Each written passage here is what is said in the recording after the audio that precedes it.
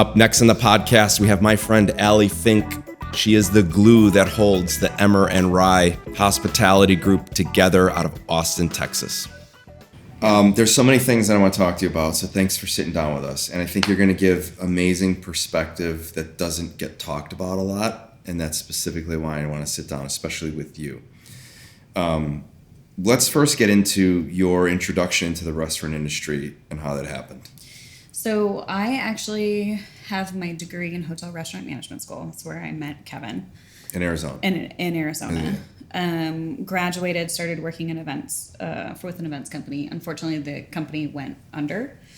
So I kind of did like a complete left turn and went into finance and got like my mutual, I got my Series 7, became a mutual fund accountant. Oh, look at you, huh? Yeah, it was really fun. Right on. Maybe go look at my portfolio and later. We lived in like Boston, and we were doing that. Kevin was working at Marriott Copley at the time, and the Starbucks, ran the Starbucks there. And then we moved back to Arizona, and the finance in Tucson was not quite the same. So I re-careered again and went into nonprofit and did that for 8 years.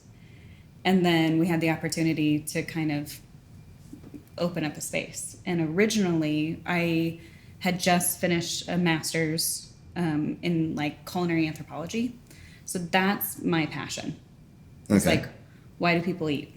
Like, why do people want the food that they want? Why are they interested in how food travels?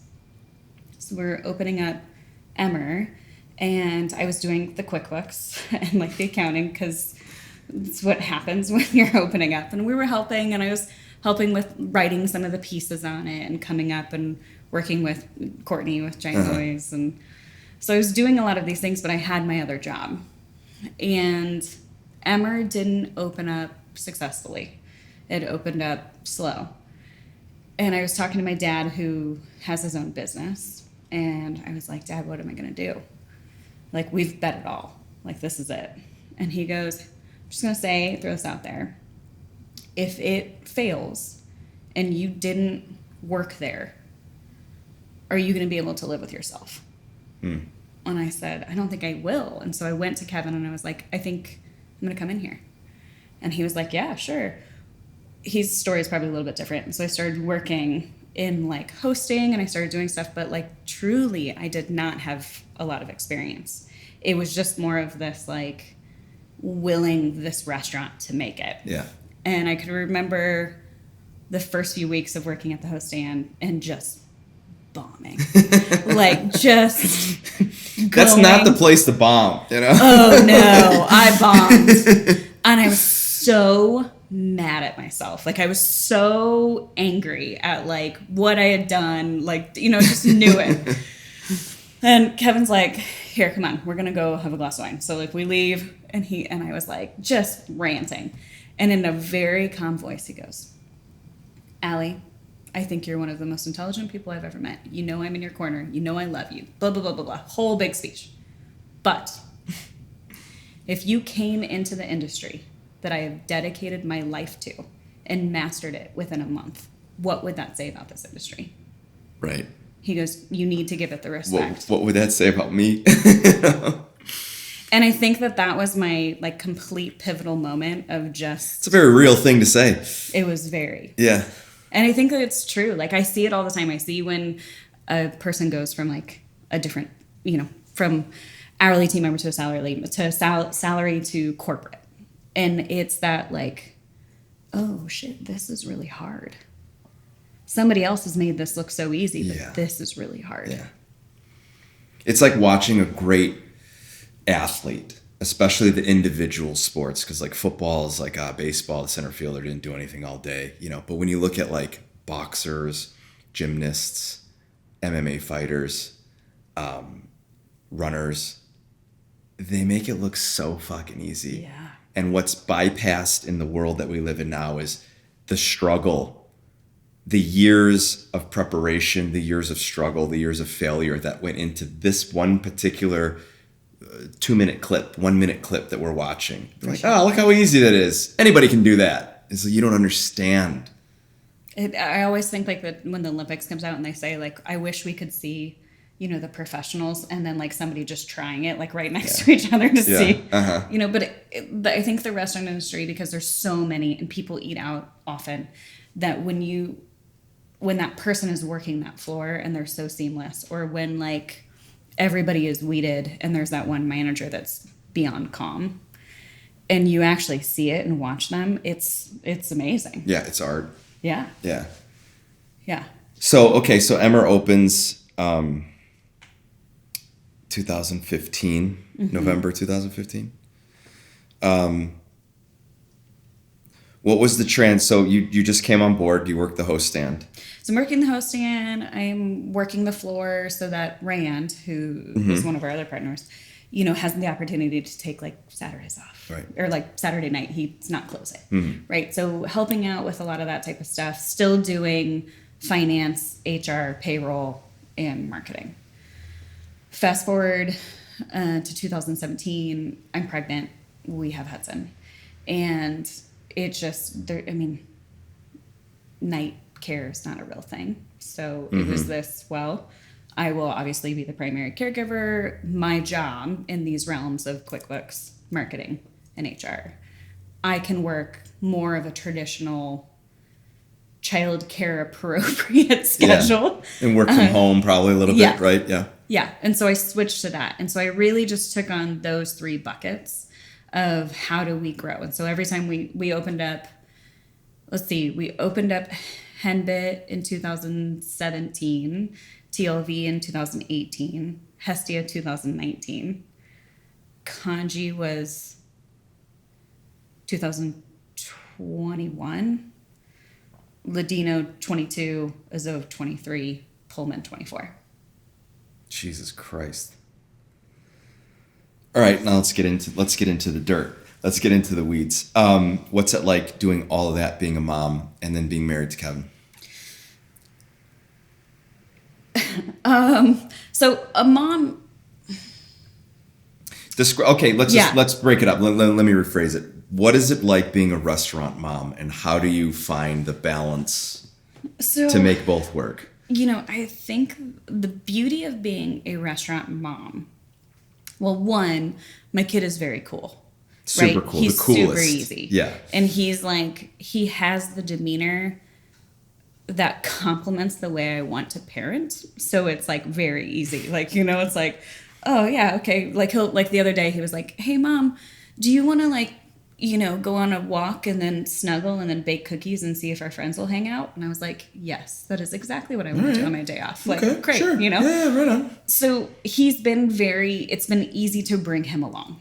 And I was, for a lot of our team members, I was like the first person that had a baby that they had a kid around and stuff like that. Yeah. So everyone was incredibly supportive and was really excited. What was hard for me, and the hardest part, is your brain gets really logical. Like, okay, I need to get all of the AP done. I need to get payroll done. I need to make sure that the new health insurance group for this month, and then I need to write this, edit this press release, and then I need to make sure that this is going out, and that, so it's like my brain would be there. Plus then I'm like, well, and Hudson's napping from this time to this time, and then he's eating here, and then da-da-da.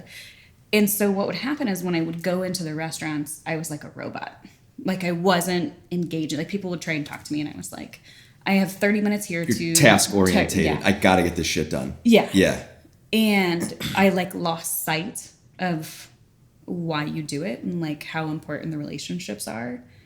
And that was, I think, the hardest part, and still is the hardest part to juggle, is making time for life. Mm-hmm. Not being so task oriented, but thinking of it in a perspective of, when Hudson gets home from school, making sure that I can hug him and be like, how was your day? Tell me about it. And then also making sure that, when somebody's calling me and it's during service, there's a workers' comp issue, a paycheck. I mean, it's not they're not calling me because everything's going great. Yeah. We're having a great night. Yeah. Yeah. They're calling me because some shit's hit the fan. Uh-huh. And so making sure that I can answer that call and I can be present. And I think that duality is where I struggle with the most. Mm-hmm. And then with Kevin, you know, like I'm biased, of course. We've been together for a very long time. I think he's incredibly talented. I think he's brilliant. I think he's such a visionary. Being his like business partner, like we'll all be in meetings. We'll all be talking, and like Tavel is just as visionary, right? So they're all talking about these ideas and stuff, and we're like, yeah, okay, let's open this 40,000 square foot, market with these 4 different restaurants in San Antonio. Only use Texas products. Yeah, it makes perfect sense. Right. I'm totally on board for this. And then I like leave and I put on like my like, hi, I'm your like life partner hat, and I'm like, wait a second, who's moving to San Antonio? What happens with our kid? Like, what are we doing here? So it's that part where it's like, okay, because we work together, where the complications are, because like that, if the dream happens and this exciting thing happens, that means, I still have to do payroll for 700 people. So then how do I figure that part out? So the logistics of catching up is okay, but what? you just said something very fucking interesting. The business side and the relationship side are one. Mm-hmm. Whether you like it or not, no matter how you try to separate it. So sometimes I will say things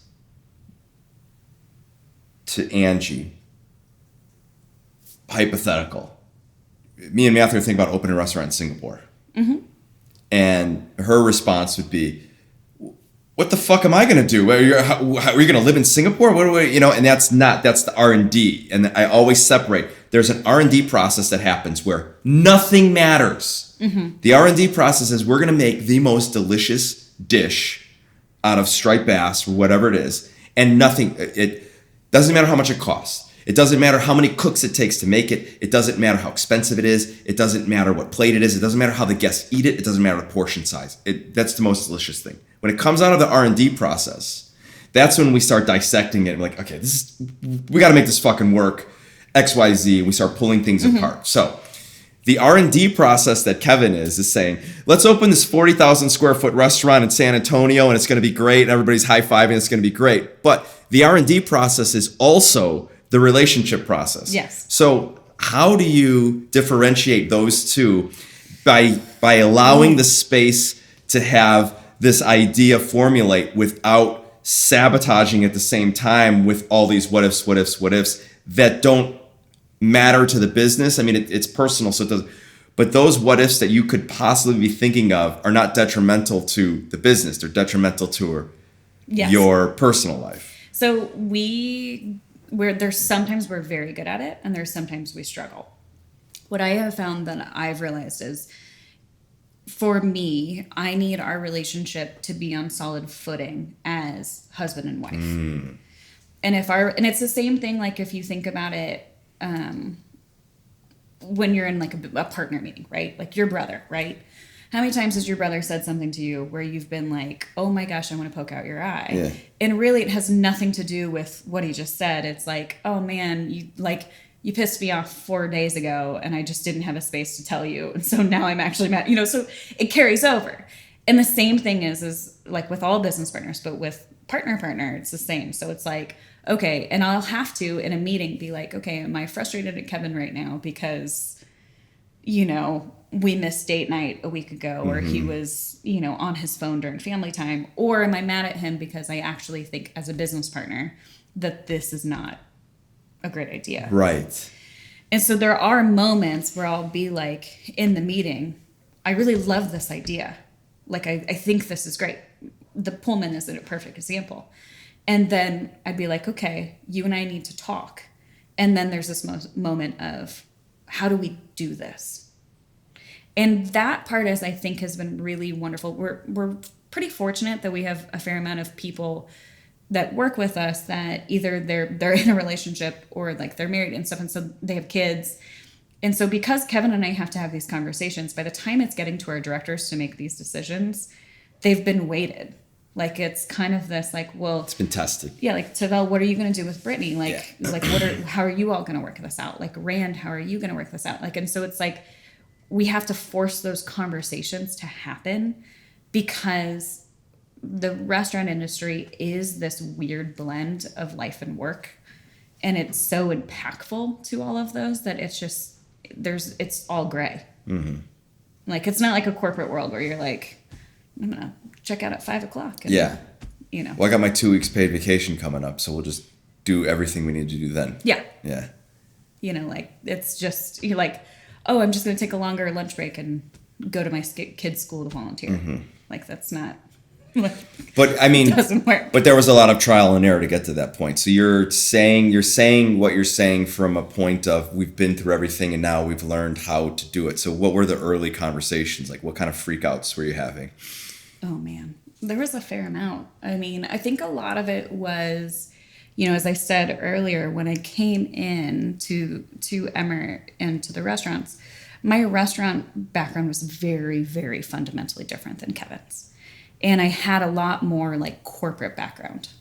So I can remember having conversations being like, well, why don't we have maternity policy? Like, why don't we have sick pay? Why? And it was just like, what do you mean? Like, what, you know, and so crazy? Yeah. And so it took him, I think, having to trust me. And there was a few moments like where I would go and talk to him at the pass and he'd be like, nobody talks to me this way. And I was like, well, why not? Like, why wouldn't somebody, like, if they're like talk to you and have a real conversation with you, like you're their boss. Right. And he's like, well, that's just not how it's done. Like, you don't talk to chefs that way. And that was like, so it took a lot of ways for us to understand, like for me to understand restaurant culture, how things are done, what is expected, what is the perception. And it took him, I think, understanding, you know, where my intentions were and why I was thinking of these things. And eventually it just, we kind of figured that out. The other really kind of big pivotal moment was I was talking with Kendall Antonelli and Stacey Franklin. And they are, I think, two of the most incredible women in the industry in Austin. I love them. And we're like 7 years into ERHG. Hudson's a few years old. And I'm like, I'm drowning. Like, I don't know what to do. Like, this is totally overwhelming. It's hard to work with my spouse. How do you all do it? And Kendall was like, hey, we make priorities on like, this is how we're going to run our family life. This is our family life goals. And it's no longer about our family fitting into our business, but it's about our business fitting into that's powerful. Yeah. And so then like it's a game changer. It's a game changer. Yeah. And it became this like, okay, we're going to have this family day and this is going to be your time with Hudson and this is going to be our date time and this is what it is. Like this non-negotiables. Non-negotiables. Me and Matthew call them. Yeah. Yeah. Yeah. The other one that was I was trying to figure out where my space was because, you know, two of my partners are like very well liked by the media, we'll say. And it was just this like, okay, like, well, what's happening? And Stacey met it. She goes, when it happened with Aaron, she was like, what I looked at was I don't need to be the center of attention, but I refuse to be omitted from my own story. And that was the powerful. That's huge. Jesus, say that again. So I do not need to be the center of attention, but I refuse to be omitted from my own story. Wow. And so that was the pivotal moment where really when I then was talking about stuff where I was like, no, we are going to look at how our family fits into this. We are going to talk about what the 5-year plan is. You know, if you're like, Kevin, if your goal is to teach Little League, how do we set ourselves up to do that? Dude. I mean, the intentions are great. Oh, well, I'll teach Little League. Yeah. How the fuck are you going to do that? Yeah. Make it happen. Yeah. How are you going to do that? Yeah. Sit down and write out the schedule where you're going to be at away games, you know, on a Friday night. You have to be okay with it. You know, and it's not a thing that starts like if that is your goal. And you know, Hudson's 7. So what, in 2 years that needs to happen? So what's better the plan start planning now. Yeah. Yeah. You know, and so it just, I think that like lunch that we had was like completely mind blowing and changed so much of what it was. Fuck, man. Yeah. That's heavy. Well, and it's been interesting because like the I don't want to be omitted from my own story. I think has also like we talk to other like not only moms in the industry, but other chefs. Because I think that there's only one chef that gets the recognition, even though it's an entire army. Right. And like they have to find a way that they're not being omitted from their story. And they have to be okay with that. And they have to find it. I think it's just hard to do. Yeah, that's a tough one, especially when you're dealing with a lot of different egos, and ego not necessarily being a bad word. It's hard for a young chef to understand that you might have contributed some things in the menu, but this is not your restaurant. Mm-hmm. And you shouldn't be thinking you should get recognition because you came up with a salad, man. You know? Always the young chef is, you know, I remember when I was running this restaurant in Chicago and I was interviewing a whole bunch of people, and this kid was talking about something, and he had worked for a chef that I knew very well, and we had worked together, and she was the chef of a restaurant that I was working at, so almost a mentor, you know, and he didn't know that, but he's like, yeah, you know, I had this risotto on the menu, and it was my dish, and I created it, and it's still on the menu now, but it's like, it's my dish, and I was like, oh, dude, you don't get it. You're never going to get it with that attitude. Yeah. You know, and it's a hard thing to try to explain to somebody when they're climbing that mountain, trying to get to the top, trying to be the chef, you know? Yeah, it's a hard one, man. Well, and it ripples out through everything. And then the negativity starts to set in, and then the negativity spreads like wildfire, and then all of a sudden your employees are revolting and they don't even know why. Yeah. You know, the negativity it's such a hard thing to like control. It's such cancer, you know. It's such a cancer, but I also think if you don't let it have a voice ever, then it also like it you don't build a real culture. Yeah. Like there has to be a space where someone can say, hey, look, what happened? Especially with like places like Kanji, right? So Kanji is this beautiful team. Like it is the stories that come out of that space would bring tears to your eyes. Really? Like it's incredible, like what their level of hospitality over and over and how they think about it is mind blowing. But because there's a space for them to talk, what happens is like they kind of self-correct, you know, but it's a hard thing because like it can also, you know, go very. We could go into huge arguments. Yeah. Yeah. The self-correction, allowing people to sit at a table and just like talk about things, and then like sometimes I'll just step back. I don't, you know, I want to say this, but I want to see where this is going. And all of a sudden the conversation clicks and people are just like, well, what if we did this? What if we did this? And all of a sudden you're like, see, you guys figured it out on your own. Like that's such a great feeling.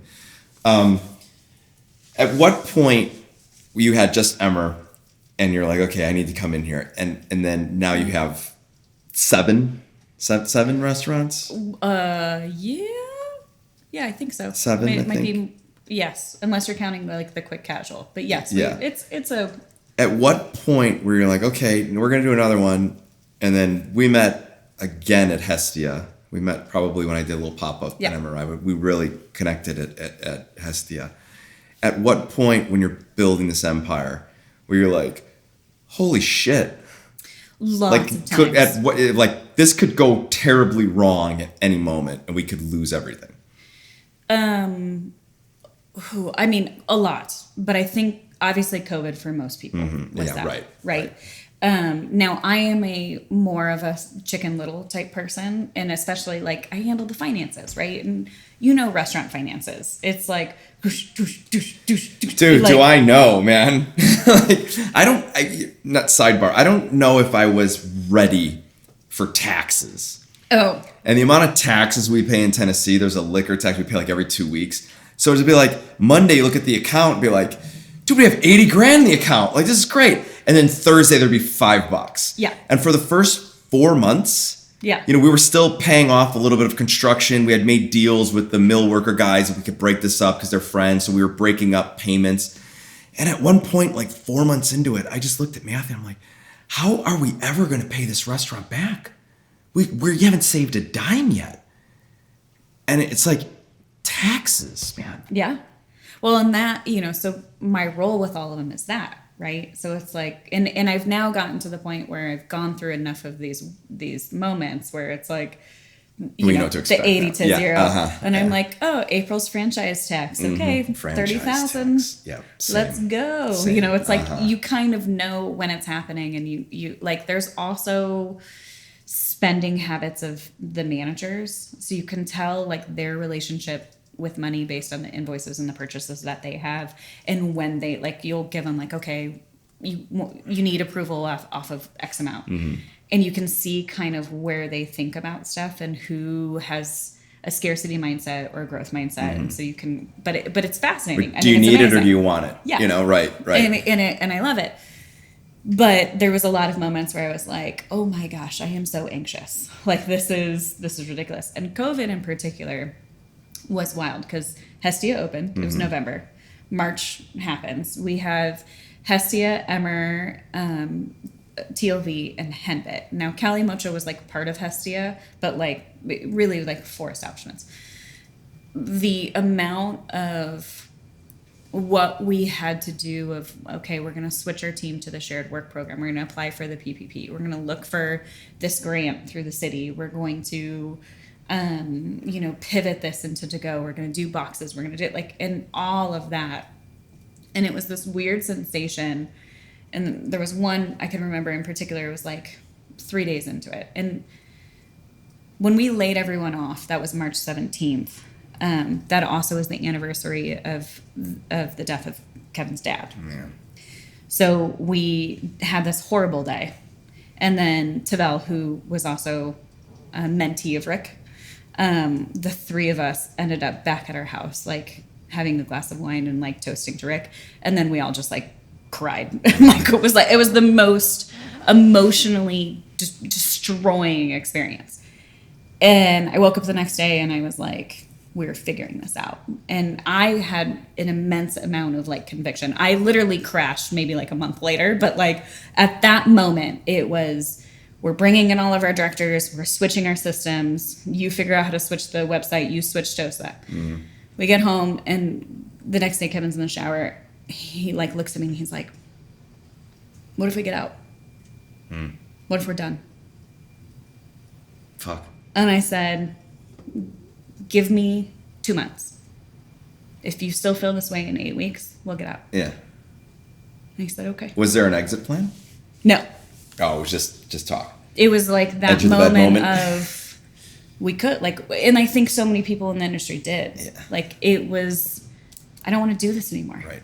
It's too exhausting. It's like too hard. Those restaurants that were like hanging on for Valentine's Day just to get an influx of cash for New Year's Eve, weathering January, South by, Lollapalooza in Chicago, things that those restaurants just like, it's amazing the resilience of restaurant people, of how you can squeeze by for years at a restaurant. For years, and then something like COVID comes and it's like, all right, you want to get out of this? Like, absolutely. Yeah. Absolutely. I think it just gave everyone a pause to actually say, like, do I want to stay in this cycle? Or do I want to change it? Or I want to change it, right. And that became the moment where actually Emmer Rye Hospitality Group got created. Because we were like, if we're going to come out of this, we're going to come out swinging. And so we would meet on a regular basis, Rand, Tavel, Kevin, and I, and Birdie. And we would talk about, like, what are we going to do? Yeah. Like, what are our goals? And we would sit either at Tavel's house or our house, and we would, like, write out, like, what do we want to, like, where do we see ourselves in 10 years, in 15 years? Like, where does this overlap? What do we want? Like, what do we think this is going to do to the industry? And Kanji got born in this time. And actually Pullman got born, like, it kind of the idea. And it was, like, And I think that was like the really big pivotal moment for me of, yes, we could get out. We could all walk away at any point, but it was like, okay, we're going to double down. But then what would you do? Like, what would you do? Did you ever think about it? Yeah. Like, what's the plan? Like, all right, now we're sitting on like a little influx of cash. There's a pandemic happening, so we can't start anything. And then what am I going to do forever? You know, I think because I've switched careers so many times, that part doesn't scare me. Yeah. Like I would just jump into something else. I would figure it out. Yeah. Like I'd be fine. Yeah. You know, Kevin would hate being in front of a desk. He would last 6 months, and then he would create something 6 months? else. That's generous. Yeah. He would then be like, hey, so I have this idea. And I'd be like, okay, you know. Yeah. Yeah. He's not meant to be in a traditional structure. No. None of us are meant to Yeah. wake up to the 9 to 5 traffic. No. Even when I was a kid, I would, I've always been a night person, and my parents would like wake up at like 6 o'clock in the morning, and my mom would listen to AM radio to like listen to the traffic reports, and then make like Folgers Crystals coffee, and like every part of her morning routine, I was just like, fucking kill me now, man. I cannot. And then she'd sit in traffic and drive 40 minutes to work, and then do it on the way back, and I'd be like, there has to be something different. And then when I started cooking, I was like, oh, this is it. This is the different life that no one's ever told me about. You know? Did you ever think about you be doing something else?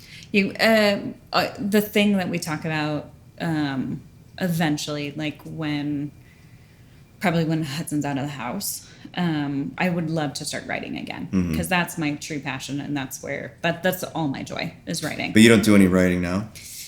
Not like only for work stuff, and then like personal things on my own. Yeah. But it's been a long time since I used to, like, I would write like small pieces here and there for things, and I had a blog for a while, and I just it is my happy place. It is the same, like, I feel the same way on like a 2-hour writing the way that Kevin is when he's working. Oh, that's great.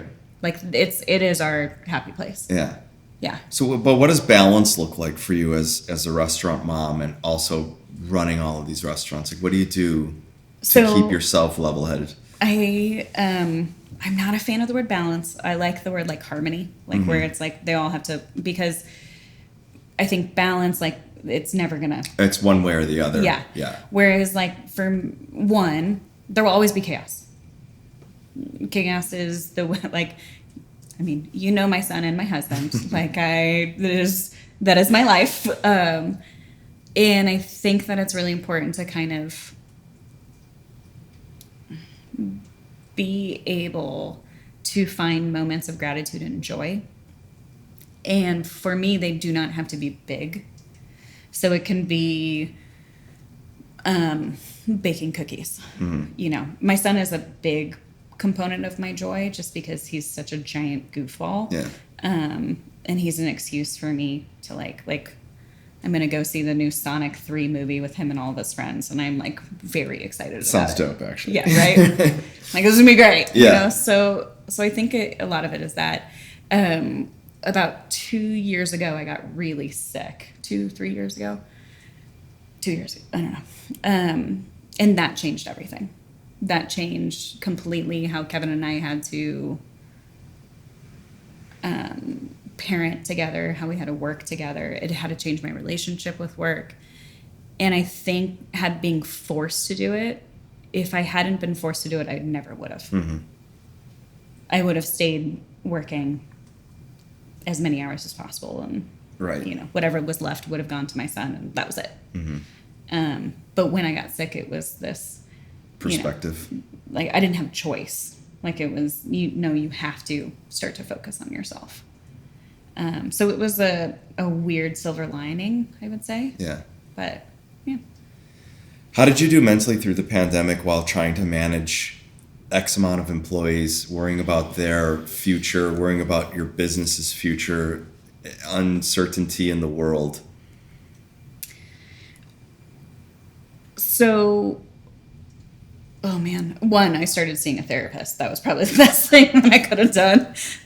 There was this moment where I was realizing I was getting really triggered by things that Kevin was saying, where I was like yelling at him for like no apparent reason. And I was like, oh, there's some things that I need to process, because this has nothing to do with like So that was, I think, the best. But I think the other part that we did during COVID was to look forward.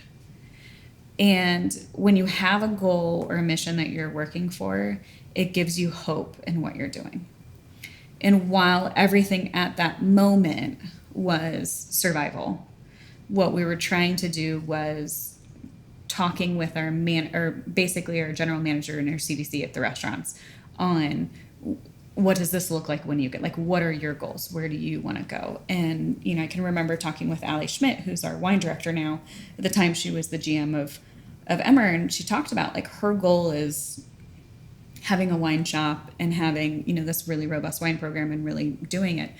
And so the concept of the wine director was born out of that. And it was this real power of, okay, we're growing, and by growing, there's opportunities for more than just us. And so if we can think strategically and there's an alignment of, hey, this is where you want to grow, this is a need that we have, and we're all working to, like, one future. And so, like, our big mission is changing the relationship with food from transactional to one of deeper meaning. And that is our goal with everything that we do, everything we look at, is how is this creating a deeper narrative, or giving people a moment to have a deeper narrative. And that really came out of COVID, where it was, if the world's going to go in flames, we're at least going to come out of this swinging. Yeah. And I think that's kind of stayed through in all of our moments of chaos. It's anytime you create something new, it is hard in ways you never think it will be. And it's never easy, right?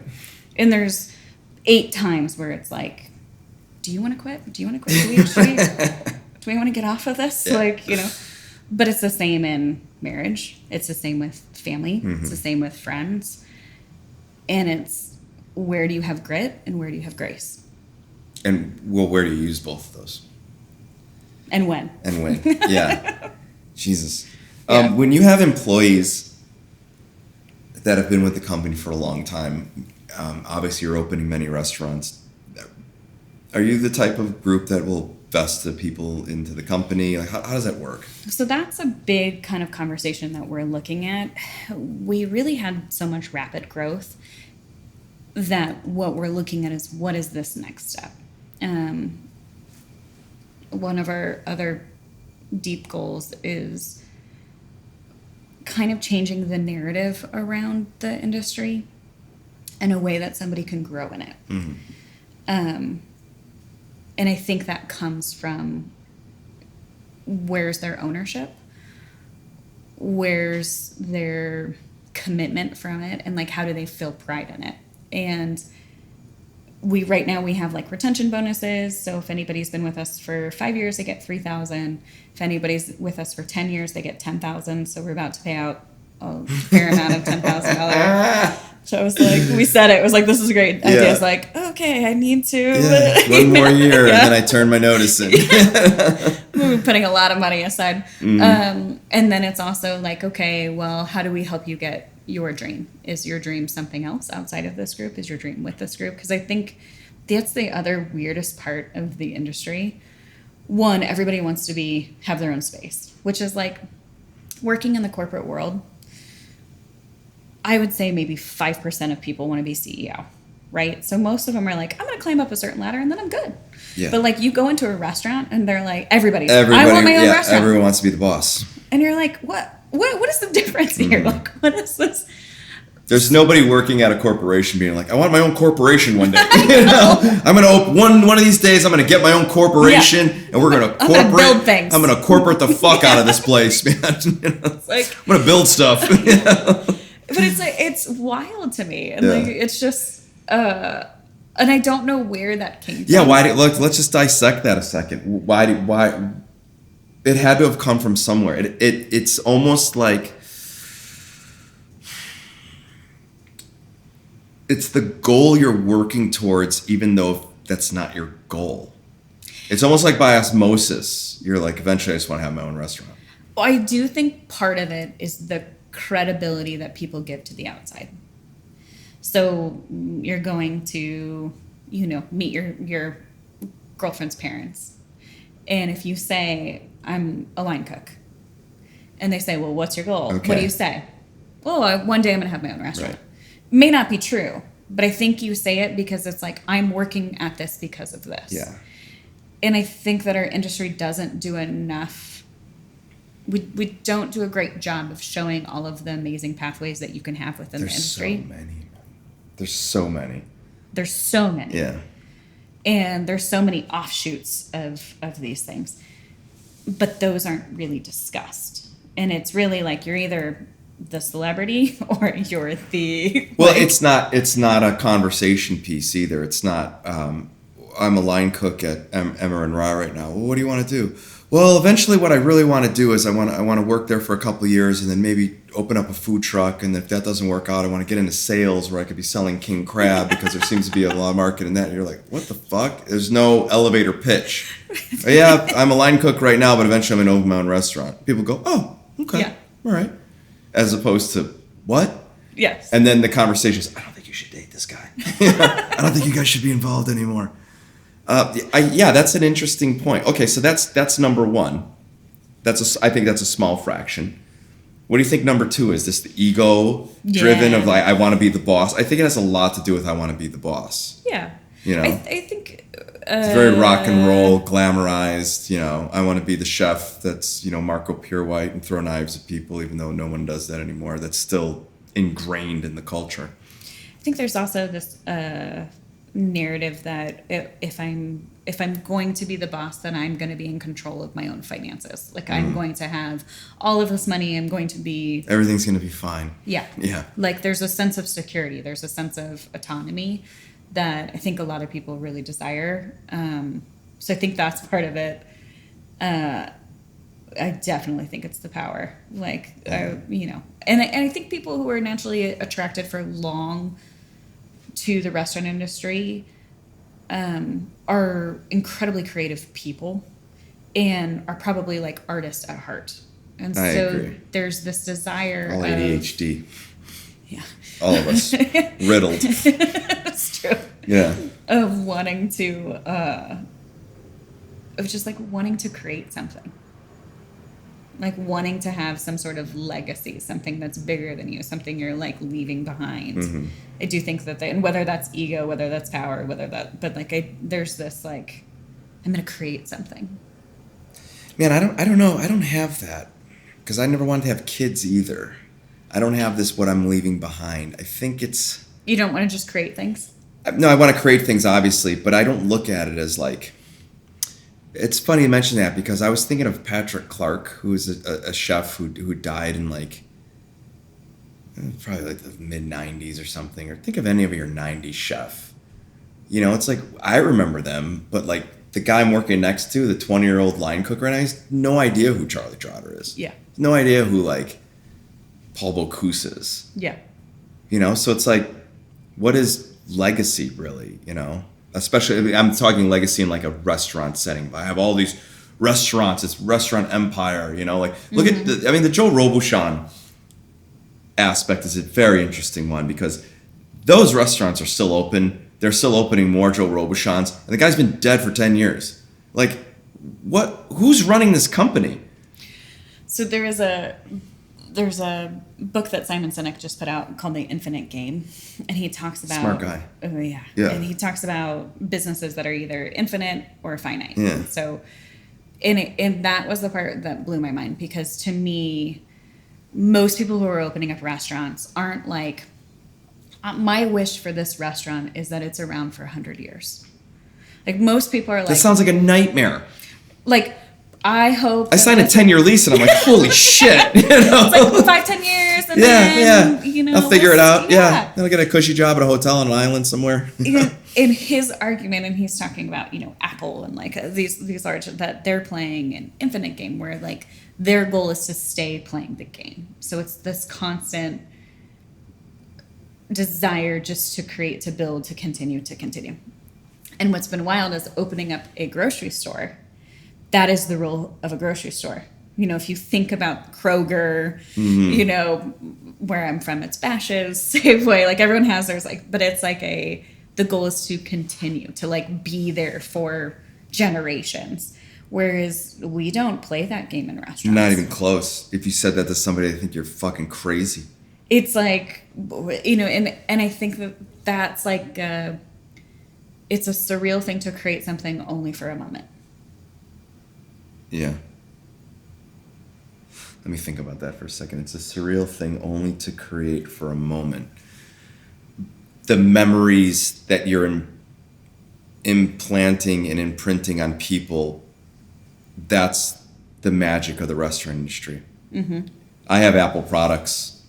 I have no memory attached to any Apple products where I'm like, fuck, man. On my birthday, you know what Apple did for me? Like, I opened up my phone and there was this amazing video. All my friends were there and this heartful well wishes. And Apple fucking put that together. Yeah. Every time I see an Apple logo, I think, man, thank you, Tim Apple. Yeah. Or Tim Cook. What did Trump call him? Tim Apple? Yeah. Anyway, a restaurant is people come in and say, I ate at your place where you were in Chicago and you created this menu for us and it was my wife's birthday and we felt like we were the only people at that restaurant. Yeah. And that is something we will never forget. For sure. Yeah, in 100 years, keep going. Another Apple phone that I have to buy. Who's in charge of Apple? Who's in charge? Like, who is the person in charge of Apple? Like, in 100 years, this is just a machine that just keeps going. They're making products for consumption. And there's so many fractures of the restaurant industry of, yes, it's a machine that's making products that people consume, obviously. There are restaurants and cafes that I sit at and I eat a dozen oysters on the patio and I'll have a champagne. There is no chef that I know that's running this restaurant, but it's fun and inviting and I know what I'm getting myself into. And then there's those special occasion neighborhood restaurants that I go to twice a month, 3 times a month. There's the fine dining restaurants that are very special occasion that I know the chef, that I want to go there for this experience. You're not getting an experience from a corporation that's been around for 100 years. Well, you're not creating these tactile moments. Yeah. I mean, restaurants are a system to build and create cultural meaning within society. And community. Mm-hmm. Yeah. And you have it, and you see cities and tourism where they invest in those restaurants and they invest in creating that and they want it and how it can completely transform a city. Right. Or gentrify a shitty neighborhood into something else. Yeah. For good or for bad. But, Simon is a great one. These inspirational people that these little clips that I see on TikTok and stuff, I agree with what they're saying. And you want to be an entrepreneur, you got to there, hustle that, but it never reflects my life. It never touches my life. It never makes me think like, yeah, because our industry is so different from what those people are talking about. Yeah. And there's very little crossover from being the hustler, entrepreneur to running a restaurant, Yeah, and I think that might be where I differ slightly because that's my background, right? So when I come into this and it's like, I think they're very different, but I think that there are so many like threads to pull that are really interesting. The scarcity mindset that can be a restaurant where you just get stuck in a hole of, are we ever going to dig out? Are we ever going to get there like that? I think that every small business owner has that moment. Maybe not, like corporations are in a different, they're playing with a different deck. Yeah, right.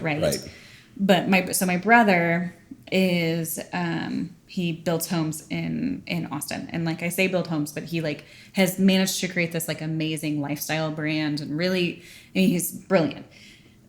He doesn't have a partner, it's him. And so him and I always talk and we talk about like the differences where he'll be like, when he is building a house, he's putting in $1 million at a time. And then the cash flow is there. And then he's just waiting for it to like come. Me, on the other hand, I'm playing with guest checks, right? I'm playing with $100 at a time. Right. Monopoly money. Yeah. And so for me, I'm like, that is incredibly secure. Like, that makes me feel very safe. I know, like, based on trends, this money's coming in, da, da, da, da. And he's like, the way that you operate terrifies me. 100%. And I was like, the way you operate terrifies me. Yeah. Like, you're playing with like $1 million, and then just like, is my money gonna run out? Like, it's $1 million. Like, Right. you're like, these chunks of money that you're putting is so fundamentally different to a restaurant. But I think the aversion to risk, the what you're willing to do, how you're playing that cash management game, what the strategies are, they're the same. They're just, he's playing with a lot more money and it almost seems yeah. So it almost seems like there's more risk for him, because if that money runs out, how the fuck are you going to put more money in? It's not like, oh, you know, our money runs out. It's like, don't worry, the deposits are going to hit on Tuesday. Monday's a holiday. We're fucking fine. You're like, all right, cool. Yeah. Payroll's covered. Yeah, no problem. Yeah, where it's the little check on Thursday. It's the little transactions all the time. Now you could get in a lot of trouble if those little transactions and you come to a deficit, but huge chunks of money, that's terrifying. It's terrifying. Yeah. And then, but it's that perspective of, this is the game that I know. And he's like, well, that's the game I know. So like we talk often where I'm like, wow, your world is terrifying. And he's like, I don't know how you do it. So what have you done? How have you implemented your old life and what you studied and what you know from the corporate world into what you're doing? And what were some of the successes and what were some of the failures? Where you're like, okay, this system that's from the corporate world definitely does not work, but this little system does. Well, I think systems in general, right? So in the corporate world, you put a system in, and then you have to train, and you have to train, and you have to train, and you have to train. And the difference is that majority of people are using the same technology, right? Mm-hmm. They're all using a computer with Microsoft Outlook and XYZ. Yeah, you can't deviate from the plan. This is what it is. Yeah. The difference with restaurants is that you have some chefs that only communicate via text message on their phone. Guilty. Hate computers, yeah. Right? Like, I don't even have a computer. Who are like, what is Excel? I don't even own a computer. Yeah, Excel? How about not? And then you'll have like a front of the house person who also, was a graphic designer or studied this other thing, because I think, so it's like, so you have this. And so you now need to create a system where it's going to be able to be done. And it's by both of these people on a way and in a time frame that's beneficial. And I think that becomes the hardest part, where it's also in the corporate world, you have the same time frame. Like most people are working 9 to 5. So that's been the hardest adjustment, where like, I may work more like, I start work at 8 because that's when I drop Hudson off for school. And then I stop at 5:30. I do the mom thing, and then I go back to work at 8:30. But for most people, for most chefs, they're like, if I'm sending an email at 8 in the morning, they're not seeing it. Right. And when they send an email at 2 in the morning, I'm not seeing it. So it would take me a week to see your email. So then how are we communicating? And what does that look like? And what is the value of in-person? And so it's been one of those where I think in the corporate world, you are able to use more fluff. And you're able to like, I'm going to have this conversation, and then I'm going to send out a memo, and then we're going to send out another memo. We have a meeting before the meeting. A meeting about the meeting before the meeting. And per my previous email. Yeah. And for me to be taken seriously by the CDCs, I need to make sure that whenever I say something to them, it is relevant, it will be impactful for them, and they will know exactly what I'm asking for them. And that's been something where it has taken me a while to get to. That's a hard to figure out. Yeah. Because I'm a very verbose person, so sometimes I'm like... The communication is a big one. It's like, we're like, we should get a Slack account. And I'm like, what? I hate Slack. I like Slack, and I downloaded it, and we were on it, and I was just like, just text me. Can you please just text me? And all these pop-ups. I'm like, stop using Slack. This is not something I can use. This is not made for people like us. Send me a fucking text or call me. And I'm like, send me an email. Yeah.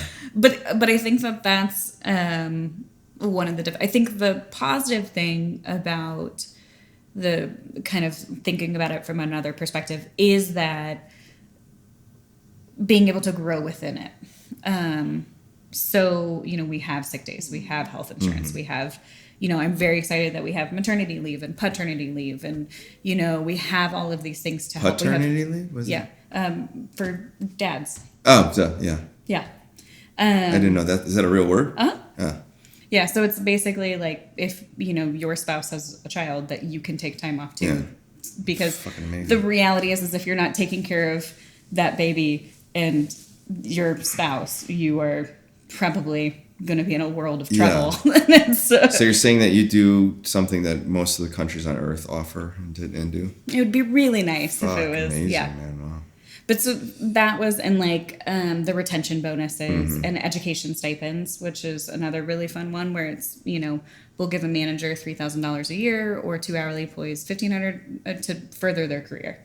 That can be staging, that can be going to a conference, that can be taking a test. R&D or something, yeah. Going to a city, just eating, yeah. Checking it out. And I think that those were conversations that we were able to have and kind of think through, if we're creating this, if we're building this collection of restaurants and growing, how do we think through? Was it one of the things, a conversation of like what's important to us and what do we want this company to be?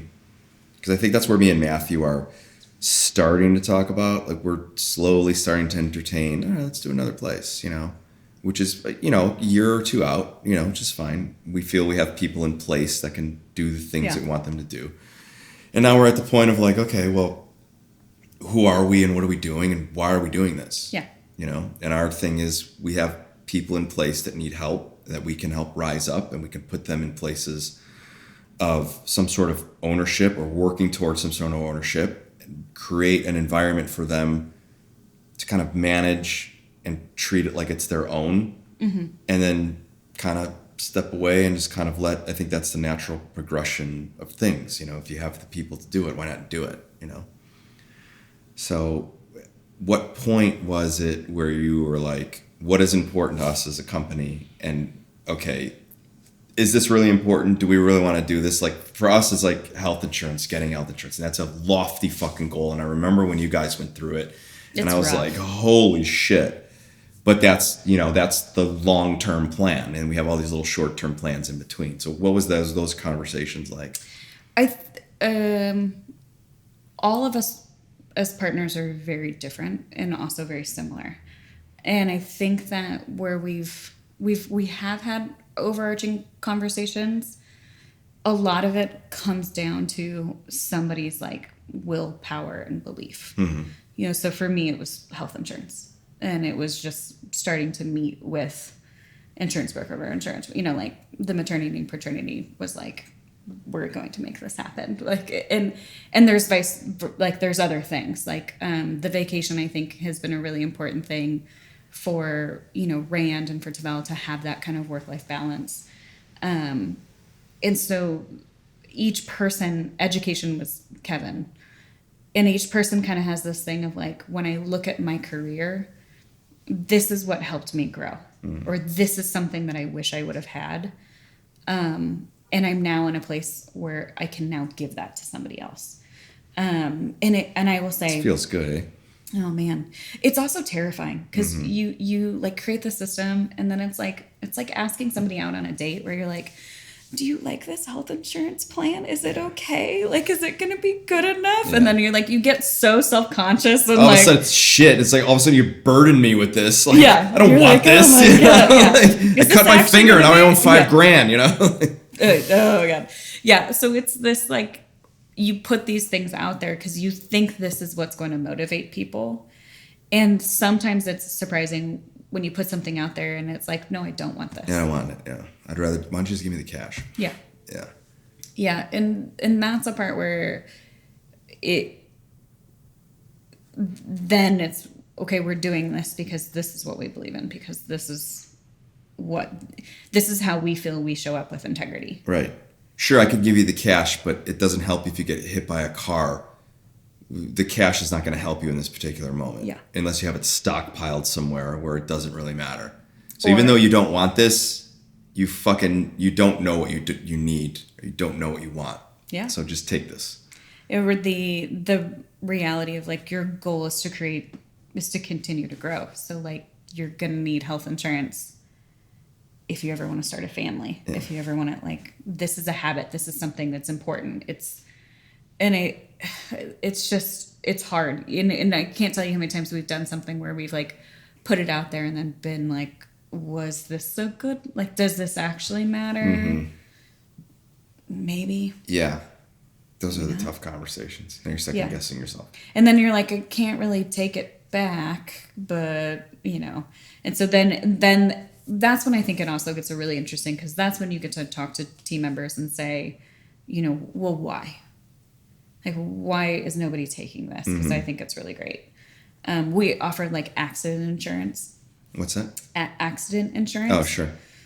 So I really liked it because you basically get like $250 anytime you're like, you hurt yourself. But you can also use it like if you miss work. So let's say there's a scenario where you miss work for something and you cut your finger.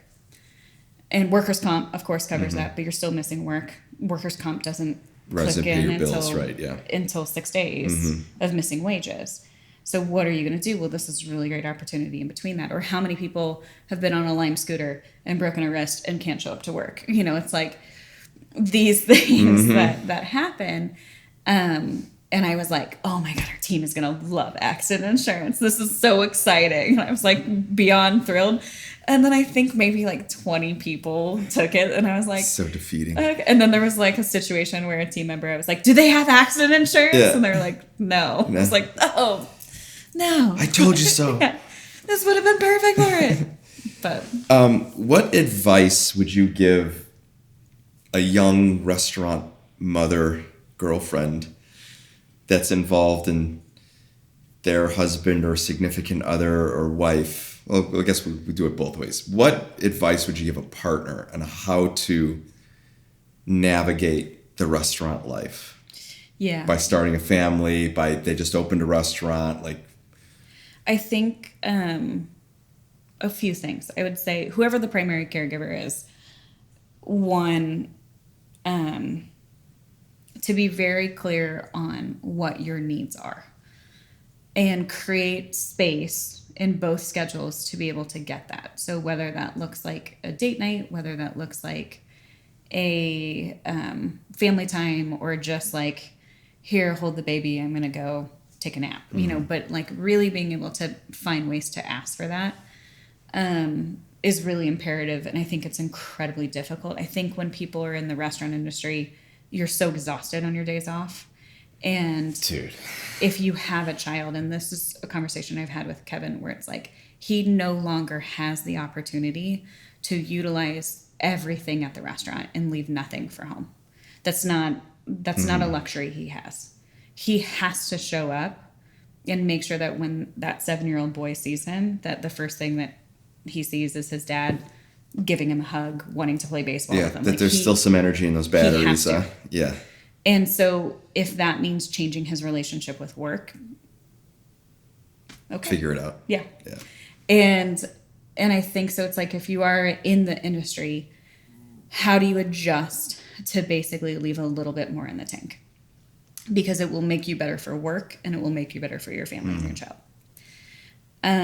I would say the other thing is give yourself a fair amount of grace. In that first year, you are creating a child. You are working to create a system for them. You're working to create everything, all of the magic in their life. Because all of that is going there, you may not be creative in your own space. Mm-hmm. But it doesn't mean it won't come back. 100%, yes. And so you have to give yourself grace for that moment. I agree. I agree with that a lot, yeah. And I think that's on both sides, whether that's the primary caregiver or not. Like, both of you, like, everyone's tapped. You're sleep deprived. Mm-hmm. It is what it is. And then I would say to continue, like, to remember that as much as you're going to set intentions of what you want in your life, that will change. It will change as your kid grows up and they become cooler. It will change with how your relationship with parenting is and your relationship with your partner. Be ready for those changes. And be okay with them. Yeah, just because your partner said something to you that this was how they wanted something. give them the permission to change their mind. Yeah, I agree. And I think that is a really hard one, but I think it's really important. And then I think the biggest one is just like, find your community, find the people that, I have an amazing community, and I can't tell you how many times I've been late coming back from San Antonio and called one of my mom friends and been like, hey, can Hudson come to your house? And Hudson's stoked. She's stoked. It's great. Yeah. And I'm lucky. I'm very, very lucky that I have that. But I've worked very hard to like find that community. Yeah. Well, it's a lot of hard work keeping it also. Yeah, they're cool. So I'm really, cool. And they like food, so I can just you have a restaurant, just when bring in food. doubt, show with a plate of cookies. It's really great for like parent teacher conferences. Just you can't volunteer, but you can give them food. Yeah, right. It's funny.